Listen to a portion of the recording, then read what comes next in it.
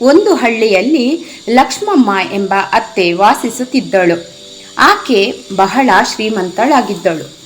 ಅವಳಿಗೆ ದೊಡ್ಡ ಮನೆ, ಸಾಕಷ್ಟು ಜಮೀನು, ಎತ್ತು, ಗೋವುಗಳು ಎಲ್ಲವೂ ಇದ್ದವು. ಆದರೆ ಅವಳಲ್ಲಿ ಒಂದು ದೊಡ್ಡ ದೋಷವಿತ್ತು. ಅದು ಅಹಂಕಾರ. ತನ್ನ ಬಳಿ ಹಣವಿದೆ, ತನ್ನ ಮಾತೇ ಸರಿ ಎಂದುಕೊಂಡು ಎಲ್ಲರನ್ನು ತಿರಸ್ಕಾರದಿಂದ ನೋಡುತ್ತಿದ್ದಳು. ಹಳ್ಳಿಯವರು ಅವಳನ್ನು ಭಯಪಟ್ಟು ಮಾತಾಡುತ್ತಿದ್ದರು. ಆದರೆ ಯಾರಿಗೂ ಅವಳ ಮೇಲೆ ನಿಜವಾದ ಗೌರವ ಇರಲಿಲ್ಲ. ಲಕ್ಷ್ಮಮ್ಮನ ಮಗ ರಮೇಶ್ ಒಳ್ಳೆಯ ಮನಸ್ಸಿನವನಾಗಿದ್ದ. ಅವನು ಮೃದು ಸ್ವಭಾವಿ, ಎಲ್ಲರಿಗೂ ಸಹಾಯ ಮಾಡುವವನಾಗಿದ್ದ. ಒಂದು ದಿನ ಅವನಿಗೆ ಮದುವೆ ಮಾಡುವ ಸಮಯ ಬಂದಿತ್ತು. ಹಳ್ಳಿಯ ಪಕ್ಕದ ಊರಿನಲ್ಲಿ ಸೀತಾ ಎಂಬ ಸರಳ ಸಂಸ್ಕಾರವಂತ ಹುಡುಗಿ ಇದ್ದಳು.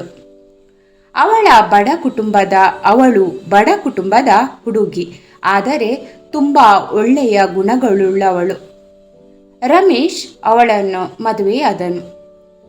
ಮದುವೆಯಾದ ನಂತರ ಸೀತಾ ಆ ಮನೆಗೆ ಸೊಸೆಯಾಗಿ ಬಂದಳು. ಮೊದಲ ದಿನದಿಂದಲೇ ಲಕ್ಷ್ಮಮ್ಮ ತನ್ನ ಅಹಂಕಾರ ತೋರಲು ಶುರು ಮಾಡಿದಳು.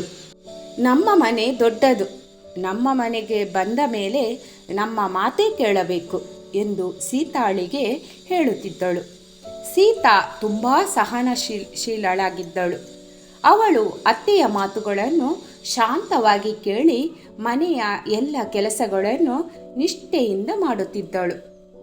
ಬೆಳಿಗ್ಗೆ ಬೇಗ ಎದ್ದು ಮನೆ ಸ್ವಚ್ಛ ಮಾಡುವುದು, ಅಡುಗೆ ಮಾಡುವುದು, ಪಶುಗಳಿಗೆ ಆಹಾರ ಕೊಡುವುದು ಎಲ್ಲವನ್ನೂ ಮನಸಾರೆ ಮಾಡುತ್ತಿದ್ದಳು. ಆದರೆ ಲಕ್ಷ್ಮಮ್ಮಗೆ ಅದು ಸಾಕಾಗುತ್ತಿರಲಿಲ್ಲ. ಅವಳು ಯಾವಾಗಲೂ ಸೀತಾಳಲ್ಲಿ ತಪ್ಪು ಹುಡುಕುತ್ತಿದ್ದಳು. ಒಂದು ದಿನ ಬೆಳಿಗ್ಗೆ ಸೀತಾ ಅಡುಗೆ ಮಾಡುತ್ತಿದ್ದಾಗ ಲಕ್ಷ್ಮಮ್ಮ ಅಲ್ಲಿ ಬಂದು, ನೀನು ಅಡುಗೆ ಮಾಡೋದು ಸರಿಯಿಲ್ಲ, ನಮ್ಮ ಮನೆಯವರಂತೆ ಮಾಡಬೇಕು ಎಂದು ಗದರಿಸಿದಳು. ಸೀತಾ ಮೃದುವಾಗಿ, ಅತ್ತೆ, ನಾನು ಕಲಿತುಕೊಳ್ಳುತ್ತೇನೆ ಎಂದು ಹೇಳಿದಳು. ಆದರೆ ಲಕ್ಷ್ಮಮ್ಮನ ಅಹಂಕಾರ ಕಡಿಮೆಯಾಗಲಿಲ್ಲ. ಅವಳು ಹಳ್ಳಿಯವರ ಮುಂದೆ ಸಹ ಸೀತಾಳನ್ನು ಅವಮಾನಿಸುತ್ತಿದ್ದಳು. ಹಳ್ಳಿಯವರು ಇದನ್ನು ನೋಡಿ ಮನಸ್ಸಿನಲ್ಲಿ ಬೇಸರ ಪಡುತ್ತಿದ್ದರು. ಆದರೆ ಯಾರೂ ಲಕ್ಷ್ಮಮ್ಮಗೆ ನೇರವಾಗಿ ಏನು ಹೇಳಲು ಧೈರ್ಯ ಮಾಡುತ್ತಿರಲಿಲ್ಲ. ರಮೇಶ್ ತನ್ನ ತಾಯಿಯ ವರ್ತನೆ ನೋಡಿ ದುಃಖ ಪಡುವನು. ಆದರೆ ಅವನು ತಾಯಿಗೆ ವಿರುದ್ಧವಾಗಿ ಮಾತನಾಡಲು ಇಷ್ಟಪಡುವುದಿಲ್ಲ. ಒಂದು ದಿನ ಅವನು ಸೀತಾಳಿಗೆ, ನೀನು ತುಂಬ ಸಹನೆ ತೋರಿಸುತ್ತೀಯಾ?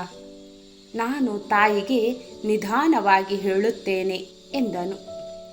ಸೀತಾ ನಗುತ್ತಾ, ಅವರು ದೊಡ್ಡವರು, ನಿಧಾನವಾಗಿ ಎಲ್ಲವೂ ಸರಿಯಾಗುತ್ತದೆ ಎಂದು ಹೇಳಿದಳು. ಕಾಲ ಕಳೆಯುತ್ತಾ ಹೋಯಿತು. ಸೀತಾ ತನ್ನ ಒಳ್ಳೆಯತನದಿಂದ ಮನೆಗೆ ಶುಭ ತರಲು ಶುರು ಮಾಡಿದಳು. ಅವಳು ಜಮೀನಿನ ಕೆಲಸಕ್ಕೂ ಸಹಾಯ ಮಾಡುತ್ತಿದ್ದಳು. ಅವಳ ಸಲಹೆಯಿಂದ ಬೆಳೆ ಚೆನ್ನಾಗಿ ಬಂದಿತ್ತು. ಮನೆಯ ಆದಾಯವೂ ಹೆಚ್ಚಾಯಿತು. ಹಳ್ಳಿಯವರು ಸೀತಾಳನ್ನು ಮೆಚ್ಚಿಕೊಳ್ಳಲು ಶುರು ಮಾಡಿದರು. ಈ ಸೊಸೆ ಬಂದ ಮೇಲೆ ಲಕ್ಷ್ಮಮ್ಮ ಮನೆಗೆ ಭಾಗ್ಯ ಬಂದಿದೆ ಎಂದು ಹೇಳುತ್ತಿದ್ದರು. ಆದರೆ ಲಕ್ಷ್ಮಮ್ಮಗೆ ಇದು ಇಷ್ಟವಾಗಲಿಲ್ಲ. ಇದು ನನ್ನ ಮನೆಯ ಭಾಗ್ಯ, ಅವಳಿಂದ ಏನೂ ಆಗಿಲ್ಲ ಎಂದು ಅಹಂಕಾರದಿಂದ ಹೇಳುತ್ತಿದ್ದಳು. ಒಂದು ದಿನ ಹಳ್ಳಿಗೆ ಒಬ್ಬ ವೃದ್ಧ ಸನ್ಯಾಸಿ ಬಂದರು. ಹಳ್ಳಿಯವರು ಅವರಿಗೆ ಗೌರವ ನೀಡಿ ಊಟ ಮಾಡಿಸಿದರು. ಸೀತಾ ಕೂಡ ಅವರಿಗೆ ಭಕ್ತಿಯಿಂದ ಊಟ ನೀಡಿ ಸೇವೆ ಮಾಡಿದಳು. ಸನ್ಯಾಸಿ ಅವಳ ಒಳ್ಳೆಯ ಮನಸ್ಸು ನೋಡಿ ಸಂತೋಷಪಟ್ಟರು. ನಂತರ ಅವರು ಲಕ್ಷ್ಮಮ್ಮನ ಮನೆಗೆ ಬಂದರು. ಲಕ್ಷ್ಮಮ್ಮ ಕೂಡ ಅವರನ್ನು ಗೌರವದಿಂದ ಒಳಗೆ ಕರೆದುಕೊಂಡು ಬಂದಳು. ಆದರೆ ತನ್ನ ಅಹಂಕಾರವನ್ನು ಮರೆಮಾಡಲಿಲ್ಲ. ಸನ್ಯಾಸಿ ಎಲ್ಲವನ್ನು ಗಮನಿಸಿದರು. ಅವರು ನಿಧಾನವಾಗಿ ಲಕ್ಷ್ಮಮ್ಮಗೆ ಹೇಳಿದರು, ಮನುಷ್ಯನಿಗೆ ಹಣ ಇದ್ದರೂ ಅಹಂಕಾರ ಇರಬಾರದು. ಒಳ್ಳೆಯ ಹೃದಯವೇ ನಿಜವಾದ ಸಂಪತ್ತು ಎಂದು ಹೇಳಿದರು. ಲಕ್ಷ್ಮಮ್ಮ ಅದನ್ನು ಕೇಳಿ ನಗುತ್ತಾ, ನನಗೆ ಎಲ್ಲವೂ ಇದೆ, ನನಗೆ ಯಾರಿಂದ ಉಪದೇಶ ಬೇಕು ಎಂದು ಉತ್ತರಿಸಿದಳು. ಸನ್ಯಾಸಿ ಏನು ಹೇಳದೆ ಶಾಂತವಾಗಿ ಹೊರಟರು. ಕಾಲ ಕಳೆಯಿತು. 1 ವರ್ಷದಲ್ಲಿ ಲಕ್ಷ್ಮಮ್ಮನ ಜಮೀನಿಗೆ ಭಾರೀ ಬರ ಬಂತು. ಬೆಳೆ ಹಾಳಾಯಿತು, ಹಣ ಕಡಿಮೆಯಾಯಿತು. ಆ ಸಮಯದಲ್ಲಿ ಸೀತಾ ತನ್ನ ಬುದ್ಧಿಯಿಂದ ಮನೆಗೆ ಸಹಾಯ ಮಾಡಿದಳು. ಅವಳು ಉಳಿಸಿಕೊಂಡಿದ್ದ ಸ್ವಲ್ಪ ಹಣವನ್ನು ಬಳಸಿಕೊಂಡು ಮನೆಗೆ ನೆರವಾದಳು. ಹಳ್ಳಿಯವರು ಸಹ ಸೀತಾಳಿಗೆ ಬೆಂಬಲ ನೀಡಿದರು, ಏಕೆಂದರೆ ಅವಳು ಎಲ್ಲರಿಗೂ ಒಳ್ಳೆಯವಳಾಗಿದ್ದಳು.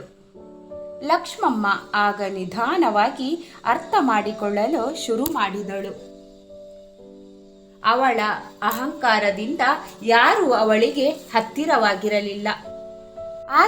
ಆದರೆ ಸೀತಾಳ ಒಳ್ಳೆಯತನದಿಂದ ಎಲ್ಲರೂ ಅವಳಿಗೆ ಸಹಾಯ ಮಾಡುತ್ತಿದ್ದರು.